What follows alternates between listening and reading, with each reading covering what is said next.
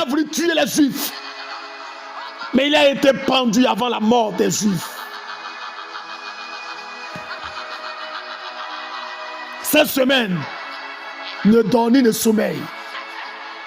Nous allons annuler les projets. On va annuler les plans. Aman a pris le décret pour qu'on tue les Juifs.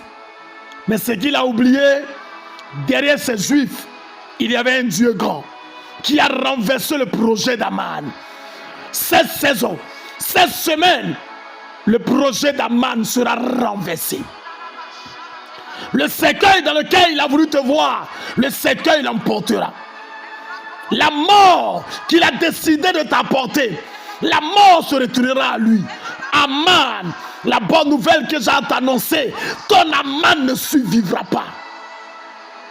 Non, Aman n'entre pas dans une nouvelle année. Frères et sœurs, Aman n'entre pas dans la nouvelle année. Ce qu'il a décidé pour toi depuis janvier, il sera pris par son propre piège. Aman sera pris par son propre piège. Et cette semaine, nous allons dire à Dieu, fais tomber Aman dans son propre piège. Qu'est-ce qu'il a décidé? Que tu pleures, tu ne vas pas pleurer. Tu sais, l'orgueil d'Aman l'a pris. L'orgueil d'Aman l'a pris. Sa décision de tuer les Juifs, il est tombé dans sa propre décision. Je vois quelqu'un en cette saison. Et la Bible déclare, celui qui creuse un trou, il tombera. Le trou qu'Aman a creusé, le trou de ta mort, l'accident qu'Aman a prévu, il tombera dans son accident. Un arbre tombera sur lui. Il a voulu te tuer par la maladie. Une petite maladie le tuera. Comme notre soeur Josiane me disait le dimanche passé. Elle est allée au travail avec l'une de ses camarades. Elle travaille, elle est secrétaire dans une direction en tant que stagiaire. Et elles sont 3 stagiaires. Et il y a l'une qui l'a regardée et qui a dit à cette soeur, à ma fille bien-aimée Josiane, elle lui dit, Josiane, je vais tirer sur toi. Écoutez bien le témoignage de la soeur. Josiane, je vais tirer sur toi. Et elle dit, mais tu as tiré sur moi comment? Est-ce que tu me connais? Tu connais qui est mon père? Tu sais de qui je suis? Et elle lui dit, qui est ton père? Et elle dit, mon père s'appelle le prophète Franck Kwasi.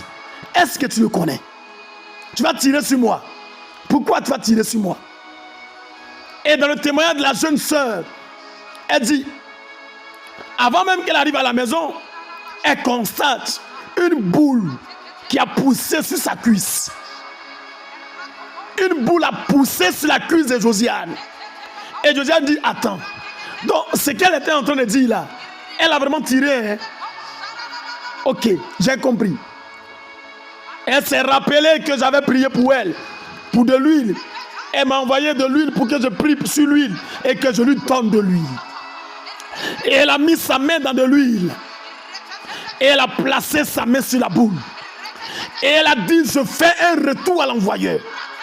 Cette boule qui est sortie sur moi doit se retourner à l'envoyeur.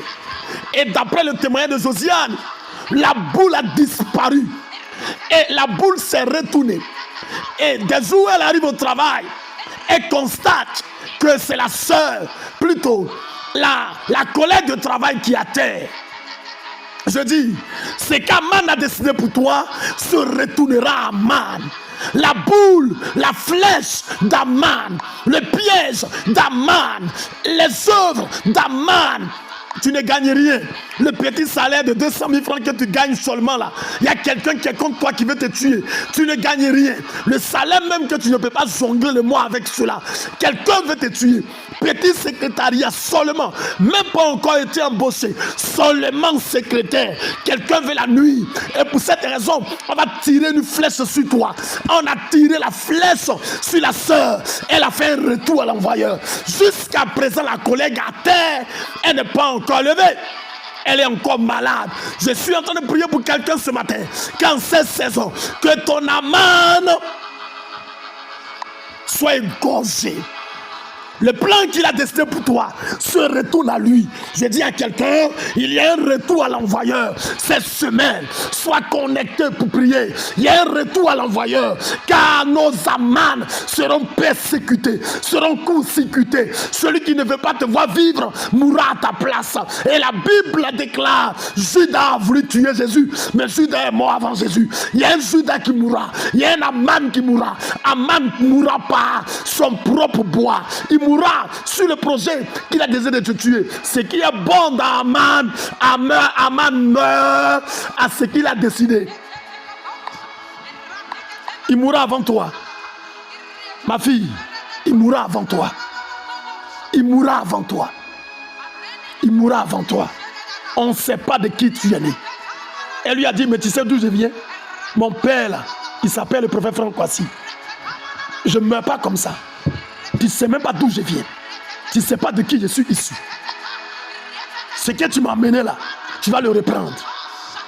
Ce matin là, ce que quelqu'un t'a envoyé, il va le reprendre. Il va le reprendre. Il dit à quelqu'un, tu ne mourras pas. Tu ne mourras pas en cette saison. Ce n'est pas ton temps. Abraham était rassasié le jour avant de partir. Donc Dieu n'a encore rien fait pour toi. Il n'a encore rien fait pour toi. Les projets ne sont même pas encore exécutés. Une vieille femme s'était mariée l'année passée avec un vieux monsieur.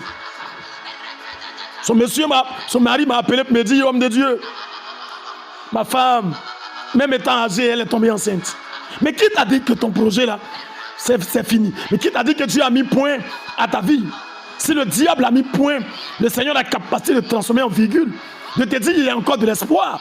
Aman a décidé de tuer les Juifs depuis le début d'année. Et il voulait l'accomplir en fin d'année. Mais c'est qu'Aman a oublié, derrière un Juif, il y a un fort, un Dieu fort. Et nous sommes l'héritier des Juifs. Et nous sommes greffés. Nous sommes greffés. Greffés à l'olivier. Greffés